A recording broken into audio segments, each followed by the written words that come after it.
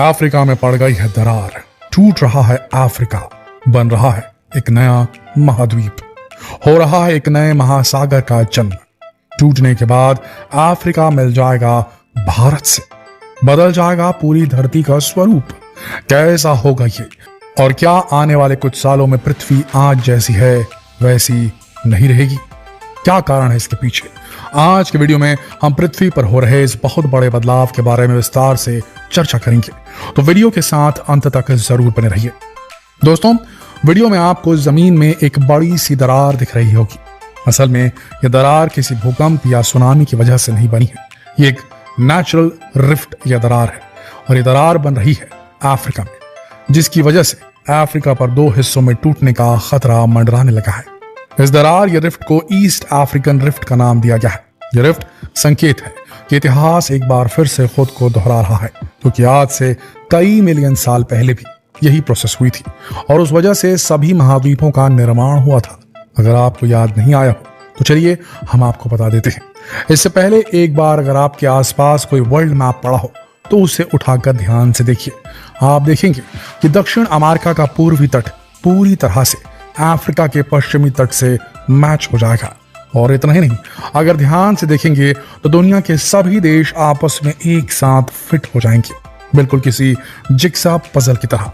इसका कारण यह है कि आज से करोड़ों साल पहले धरती पर अलग अलग महाद्वीप नहीं थे, बल्कि केवल एक जमीन का बड़ा सा टुकड़ा था जिसे पैंजिया का नाम दिया गया है, और एक महासागर था जिसे वैज्ञानिकों ने पेंथेलेसा नाम दिया है। अगले 10 लाख सालों में पृथ्वी की बाहरी परत कई बार गर्म और ठंडी हुई, जिससे ये कई टुकड़ों में टूट गई, जिससे महाद्वीपों का निर्माण हुआ। असल में पृथ्वी की ऊपरी परत, जिसे लिथोस्फीयर कहते हैं, वो लगभग 15 से 20 टेक्टोनिक प्लेट से मिलकर बनी हुई है, और ये प्लेट्स हमेशा मूवमेंट करती रहती हैं। कई बार ये आपस में टकरा जाती हैं, जिससे भूकंप आते हैं और पहाड़ों का निर्माण होता है। और अब फिर से धरती पर यही प्रोसेस रिपीट हो रही है। नासा की अर्थ ऑब्जर्वेटरी के हिसाब से पूर्व में सोमालियाई प्लेट महाद्वीप के बड़े और पुराने हिस्से से दूर पूर्व की ओर बढ़ रही है। सोमालियाई प्लेट को कभी कभी सोमाली प्लेट के रूप में जाना जाता है। वहीं न्यूबियन प्लेटें भी उत्तर में अरब प्लेट से दूर जा रही है। न्यूबियन प्लेट को अफ्रीकी प्लेट भी कहा जाता है। ये सभी प्लेटें इथियोपिया के एक हिस्से में जाकर मिलती है, जहां एक वाई आकार की दरार का निर्माण हो रहा है। इसी को ईस्ट अफ्रीकन रिफ्ट या ईस्ट अफ्रीकन रिफ्ट वैली कहा जाता है।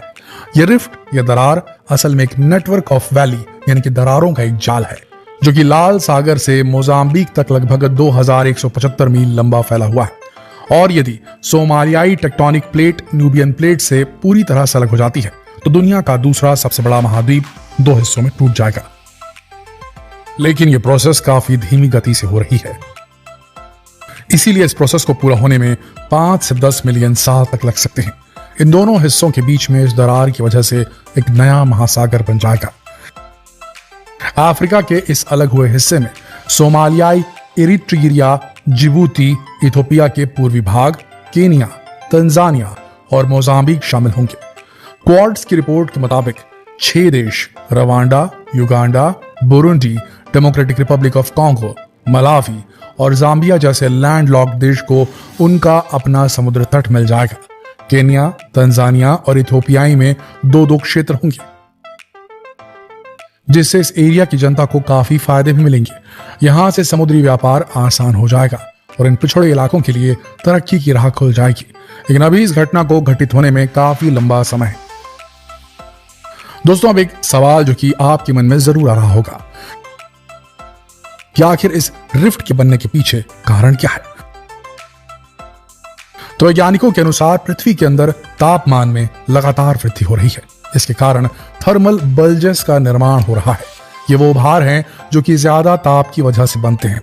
इन बल्जेस को नक्शे में हाईलैंड्स के रूप में आसानी से पहचाना जा सकता है। जब ये बल्जेस बनते हैं तो धरती की ऊपरी परत क्रस्ट को फाड़ देती है।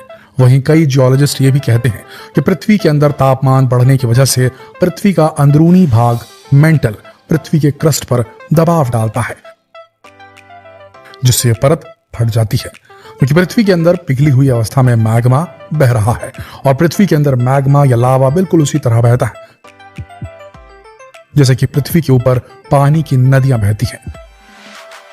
और ये गर्म मैग्मा लगातार पृथ्वी की सतह पर दबाव बनाता है और इसी वजह से अक्सर दरारों के किनारों पर ज्वालामुखी विस्फोट होते हैं।